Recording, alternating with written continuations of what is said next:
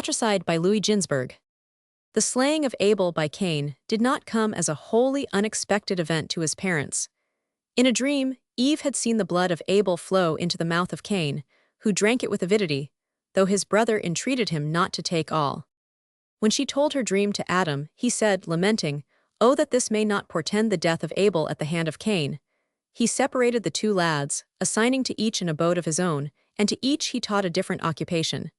Cain became a tiller of the ground and Abel a keeper of sheep. It was all in vain. In spite of these precautions, Cain slew his brother 9. His hostility toward Abel had more than one reason. It began when God had respect unto the offering of Abel, and accepted it by sending heavenly fire down to consume it, while the offering of Cain was rejected. They brought their sacrifices on the 14th day of Nisan, at the instance of their father, who had spoken thus to his sons. This is the day on which, in times to come, Israel will offer sacrifices. Therefore do ye too, bring sacrifices to your Creator on this day, that he may take pleasure in you. The place of offering which they chose was the spot whereon the altar of the temple at Jerusalem stood later. 11 Abel selected the best of his flocks for his sacrifice, but Cain ate his meal first, and after he had satisfied his appetite, he offered unto God what was left over, a few grains of flax seed, as though his offense had not been great enough in offering unto God fruit of the ground, which had been cursed by God. 12 What wonder that his sacrifice was not received with favor. Besides, a chastisement was inflicted upon him. His face turned black as smoke. 13 Nevertheless, his disposition underwent no change, even when God spoke to him thus: If thou wilt amend thy ways, thy guilt will be forgiven thee. If not, thou wilt be delivered into the power of the evil inclination.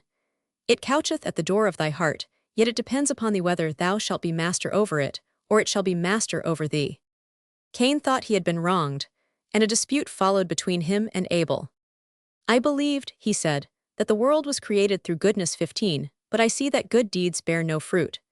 God rules the world with arbitrary power, else why had he respect unto thy offering and not unto mine also? Abel opposed him. He maintained that God rewards good deeds without having respect unto persons. If his sacrifice had been accepted graciously by God and Cain's not, it was because his deeds were good and his brother's wicked. 16 But this was not the only cause of Cain's hatred toward Abel. Partly love for a woman brought about the crime. To ensure the propagation of the human race, a girl, destined to be his wife, was born together with each of the sons of Adam. Abel's twin sister was of exquisite beauty, and Cain desired her. 17 Therefore, he was constantly brooding over ways and means of ridding himself of his brother. The opportunity presented itself ere long. One day a sheep belonging to Abel tramped over a field that had been planted by Cain. In a rage, the latter called out, "What right hast thou to live upon my land and let thy sheep pasture yonder?"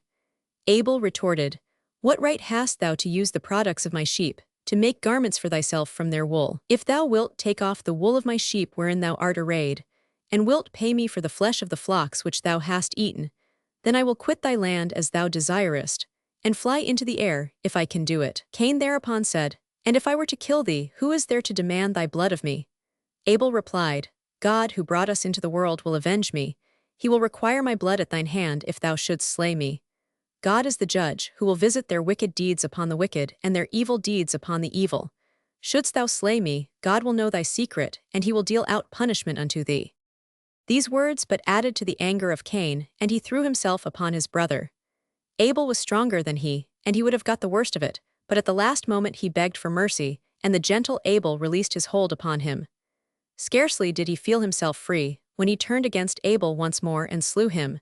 So true is the saying, "Do the evil no good, lest evil fall upon thee."